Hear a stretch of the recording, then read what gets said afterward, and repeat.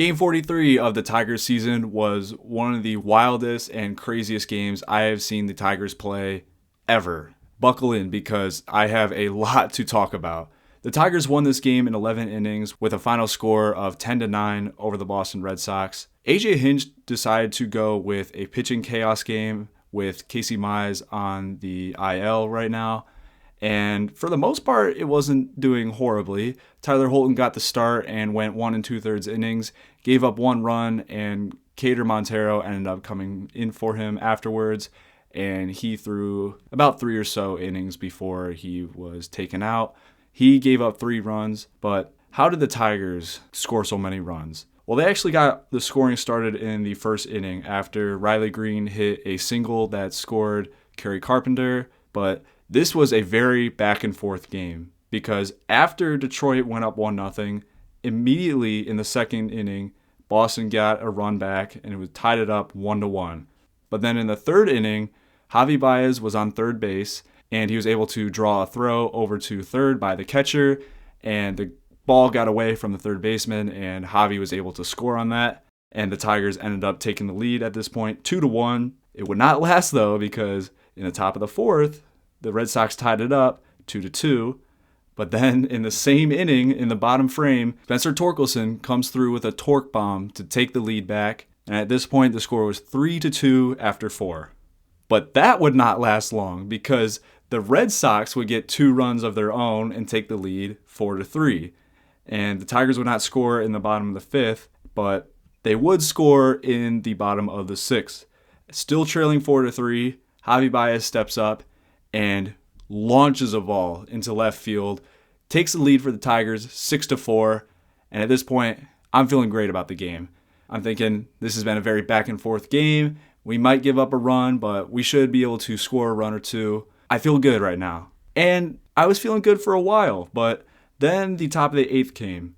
Tommy Kahnle, who's been pretty good for the Tigers so far, came in to pitch, and he gave up a 2-run home run for the Red Sox to tie it. The Tigers were not able to get any more runs in the 8th or the 9th, and into extra innings we went. In the 10th inning, both teams scored their Manfred runners, but it was not looking good for the Tigers in this inning because while you had the guy starting at second, Riley Green and Spencer Torkelson both popped out in their at-bats, and it was 2 outs with a guy on second, trailing by 1 run, and you just needed someone to just get a hit, and having 2 of your better hitters not be able to at least move him over to third was not looking good. But Trey Sweeney was able to get the hit that we needed to tie this game up, and into the 11th we went. And this is where the drama of the game happens. Bo Brisky comes in to pitch, and he gives up a 2-run home run to the Red Sox, and they have the lead at this point 9-7. Going into the bottom of the 11th, I'm thinking, this sucks. We just lost a really good game. We're going to have a really hard time scoring 2 runs and especially 3 runs if we want to win the game here.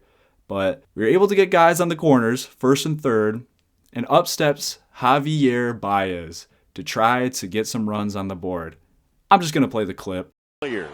First one in the air, deep left field, again! Yes, Tigers win!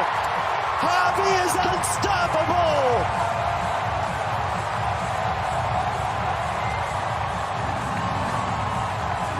Absolutely wild. The fact that he has been so good this year for what has been such a rough time for him in Detroit is just insane. And it makes me so happy that he's been doing this well. And it kind of represents how this team has been this year, where everyone just has been bouncing back. You look at guys like Spencer Torkelson, Casey Mize, Javy Baez, anybody you can really think of is stepping up and is able to do their job and make a comeback. You know, in the previous seasons, if the Tigers were ever down 2 or 3 runs, it felt like the game was kind of over.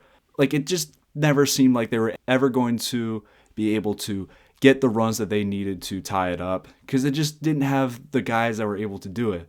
But there's no 1 or 2 guys that this team needs to rely on for scoring to happen, where we have just 1 or 2 power bats that we just need a home run or just a really nice extra base hit.